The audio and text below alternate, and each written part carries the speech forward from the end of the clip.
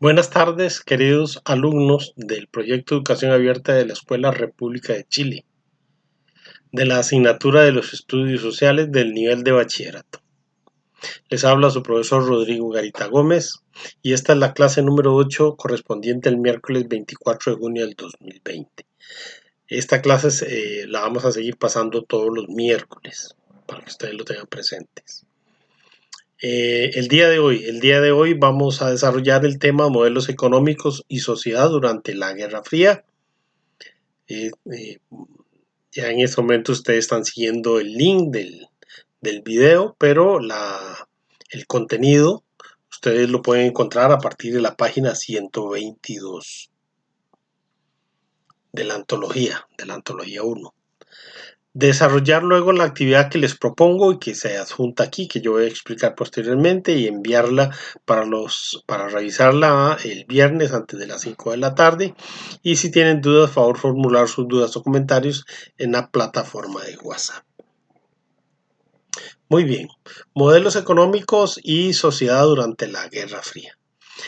Durante la Guerra Fría, entre 1945, después de la Primera Guerra Mundial, y 1991, hay un periodo de tiempo al que se le ha denominado la Guerra Fría, ¿verdad? Es un enfrentamiento ideológico, político, económico entre las dos superpotencias ganadoras del conflicto bélico. Nosotros lo que vamos a ver aquí es los modelos económicos que ellos proponían y que se desarrollaban en diferentes países como influencia de esos sistemas. Entonces, con este cuadro comparativo que voy a desarrollar, ustedes van a escuchar y ver y podrán leerlo en la temática, tener algunas ideas sobre el tema. En el sistema capitalista, ¿quiénes tomaban las decisiones? Los agentes económicos a través del mercado, ¿verdad? ¿Quiénes son los agentes económicos? Bueno, pueden ser las personas, las empresas, ¿verdad? Son las que toman las decisiones hoy día, por ejemplo, en nuestro sistema económico, que es capitalista, y quienes toman la dirección sobre el desarrollo de una empresa son básicamente esos agentes, ¿verdad?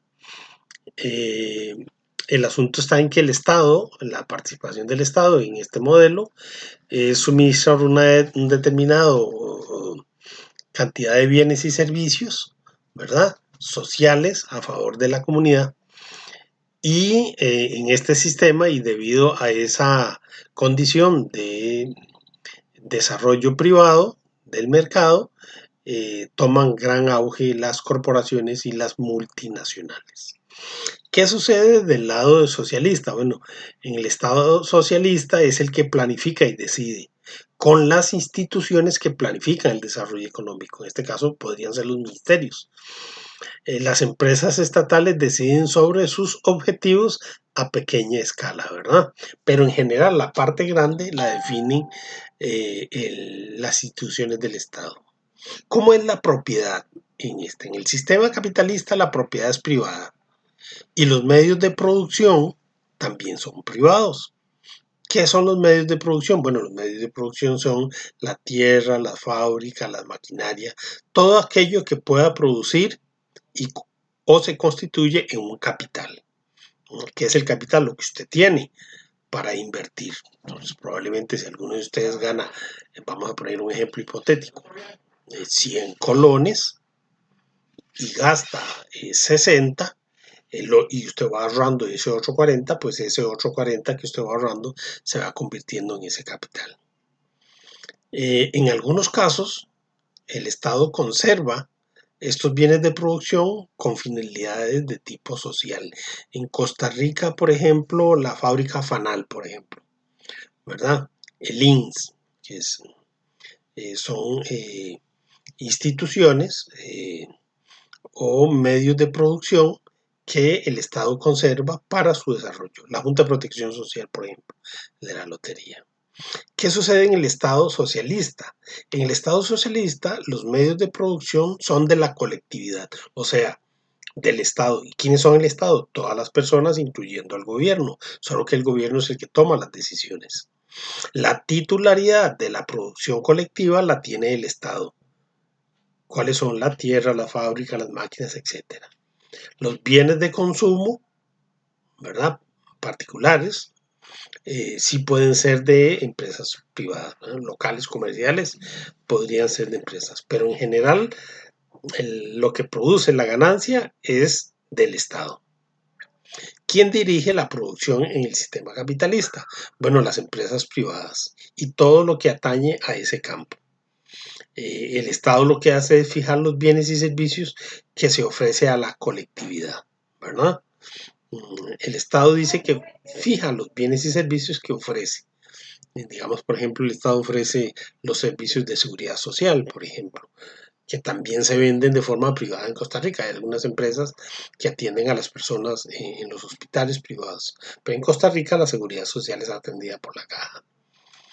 En vista de este concepto de producción de empresa privada, y en donde una persona, una empresa, es la que va acumulando la renta y la riqueza, que se distribuye no de manera igual, sino desigual, se van generando diferentes clases sociales. En el Estado socialista, por el contrario, la producción la dirige el Estado a través de instituciones de planificación, ¿verdad? Las empresas estatales se ajustan al Estado y básicamente la dirección general la lleva el Estado. Muy bien. ¿Cuál es la filosofía que rige la actividad económica en el sistema capitalista? El ánimo de lucro. ¿Qué es lucro? Ganar dinero. Invertir para ganar, ¿verdad? Ese es. La idea es mejorar el colectivo, pero no todas las personas tienen el capital para generar esa riqueza, ¿verdad? Y en virtud de que esa renta y esa riqueza se desarrolla de manera desigual, se produce por efecto las diferentes clases sociales. ¿Cuál es la filosofía que rige la actividad económica en el sistema capitalista? La distribución igualitaria de la renta o de la riqueza. O sea, se supone que todos los bienes y servicios y todo lo que producen las empresas del Estado en el sistema socialista van a distribuirse de manera igualitaria entre los miembros de la sociedad. ¿Cómo? Con carreteras, puertos, aeropuertos, hospitales, educación, seguridad, todo esto. Aunque eso no significa que todos tengan el mismo salario, por supuesto. Existen desigualdades, pero pareciera ser, de acuerdo a la filosofía, que no existen desigualdades tan pronunciadas como si existen en el sistema capitalista. ¿Cómo se fijan? Las determina el mercado en el sistema capitalista. El mercado es el que determina cuánto cuesta un producto debido a la oferta y la demanda. Si la demanda es muchísima y la oferta es baja, probablemente el producto sea muy caro. Tenemos el ejemplo de las mascarillas, ¿verdad? Mientras no había pandemia la demanda era baja, las mascarillas costaban 30, 40 colones. Pero al subir la demanda y la oferta decae, el costo de las mascarillas es sumamente alto, ¿verdad? Entonces, ¿quién lo determina? La oferta y la demanda, ¿verdad? En algunos casos el Estado se reserva a fijar los precios. En Costa Rica, por ejemplo, la canasta básica lo fija el Estado, ¿verdad? En el sistema capitalista, ¿quiénes fijan los precios? Bueno, lo fijan los organismos de planificación del Estado, podrían ser los ministerios, ¿verdad? ¿Qué papel juega el Estado en el sistema capitalista? Elabora el marco económico, ¿verdad? Todas las leyes las establece el Estado, inclusive para, como en Costa Rica, para cubrir los derechos del consumidor. Y a la vez, a través de ello, garantiza los derechos sociales de los ciudadanos. ¿Verdad? ¿Cuáles son nuestros derechos sociales? La educación, la salud, la recreación, por ejemplo. ¿Verdad? En el caso del Estado socialista, ¿qué papel tiene el Estado? Decide todo lo relativo a las decisiones económicas. Es el Estado quien decide. ¿Qué régimen políticos tenemos en el sistema capitalista? No hay correspondencia en el sistema capitalista, ¿verdad? Eh, no podemos decir que el sistema capitalista rige exclusivamente para las sociedades democráticas. No necesariamente. Hay sociedades, por ejemplo, de un partido único porque es una dictadura, por ejemplo, y tiene un modelo capitalista. Podría ser, ¿verdad?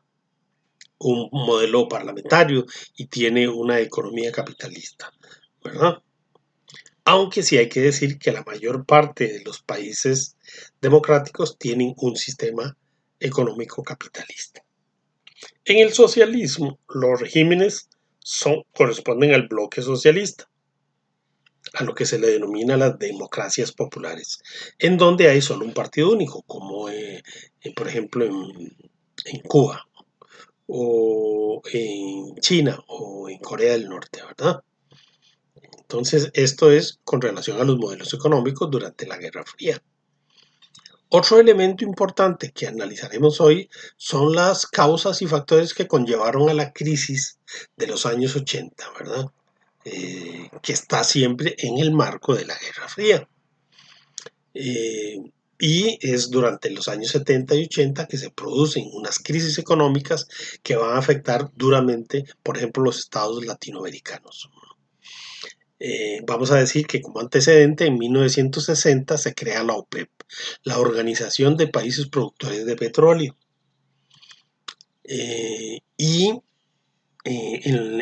la década de los 60 se va a producir la guerra de los 6 días entre Israel y los países árabes. Y en los años 70 se va a producir, en 1973, la guerra de Yom Kippur, ¿verdad? En donde van a intervenir Egipto, Siria, contra Israel. Y se va a producir, tenía el escenario de los Altos del Golán al norte de Israel y en el Sinaí al sur. Se produce una guerra en donde Israel al final logra controlar, como había sucedido en la guerra de los 6 días, y controla esos espacios geográficos. Y se logra la paz hasta 1978 en los acuerdos de paz de Camp David, en donde podríamos decir que básicamente Israel surge como ganador, aunque al final Israel, por ejemplo, devuelve los territorios del Sinaí.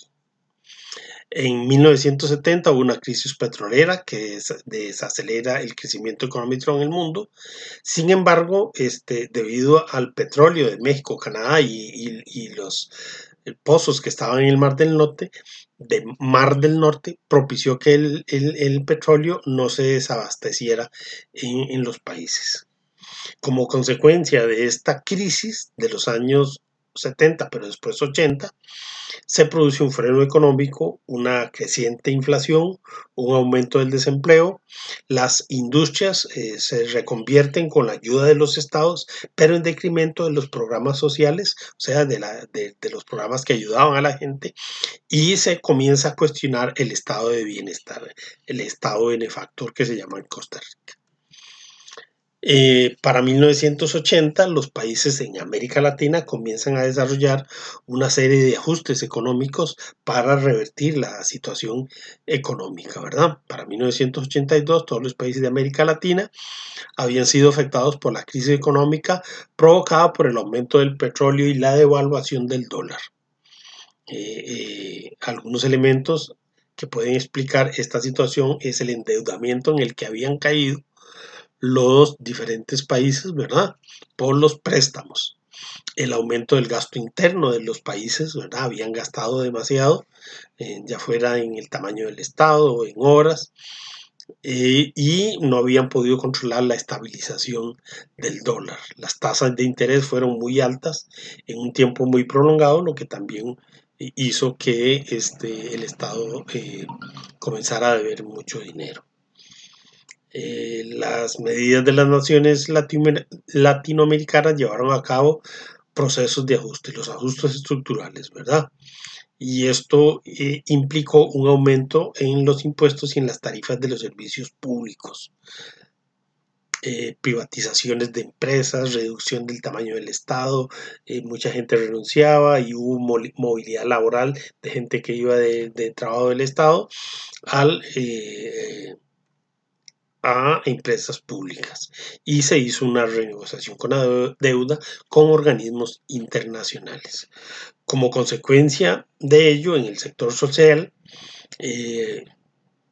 los salarios reales disminuyen, hay un proceso de desempleo y sumamente alto y subempleo, hay que corregir esa palabrita ahí, ¿verdad?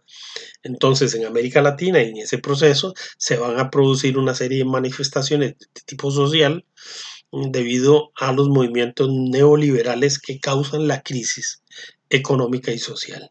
Entonces surgen, por ejemplo, en México el movimiento zapatista, que es una insurrección armada que se da en el estado de Chiapas, al sur de México, buscando las reivindicaciones de los grupos indígenas y campesinos. Pero también esta situación se presenta en Bolivia, en Ecuador, e inclusive la izquierda en Uruguay y Venezuela comienza a hacer movimientos y a partir de 1980 en Chile se generan jornadas de protesta donde hay heridos, muertos, no solo por las difíciles situaciones económicas, sino inclusive por la dictadura de Pinochet que estaba presente. Ok, entonces tenemos que los modelos económicos y la sociedad, especialmente en América Latina, entró en una profunda crisis en los años 70 y 80. Hemos analizado algunas causas, las consecuencias y algunos eventos. Ahí tienen las páginas del texto. Van a desarrollar la actividad que les voy a proponer sobre los casos de Argentina y Perú y la pueden enviar el viernes antes de las 5 de la tarde, ¿verdad?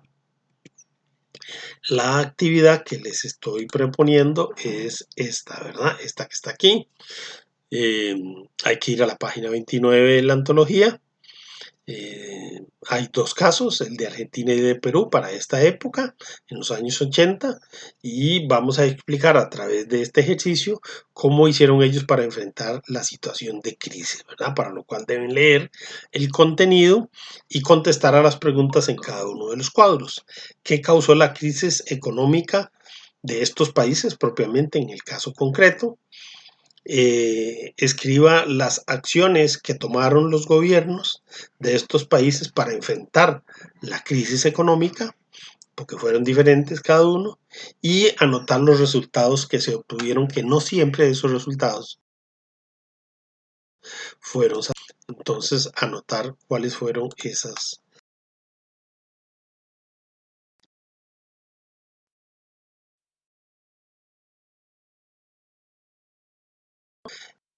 Cuidando, manténgase en clase, siempre permanente, esperando las fechas de los exámenes. Buenas tardes, jóvenes, y muchas gracias.